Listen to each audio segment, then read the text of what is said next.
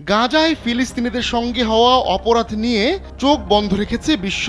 তাই বিশ্ব দরবারের সামনে সেই কথা আরও একবার মনে করিয়ে দিলেন জাতিসংঘে ফিলিস্তিনের রাষ্ট্রদূত রিয়াদ মনসুর। কিন্তু গাজাবাসীর দুঃখ দুর্দশার কথা বলতে গিয়ে চোখের পানি ধরে রাখতে পারেননি তিনি।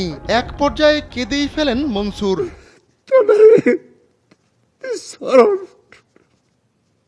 জাতিসংঘের নিরাপত্তা পরিষদের অধিবেশনে বুধবার মনসুরকে কান্নায় ভেঙে পড়তে দেখা যায়। এ সময় তিনি গাজার বিপর্যস্ত মানবিক পরিস্থিতির কথা তুলে ধরেন। তিনি বলেন, নিজ সন্তানের নিথর দেহকে জড়িয়ে ধরে মাথায় হাত বুলিয়ে তাদের সঙ্গে কথা বলছেন মায়েরা।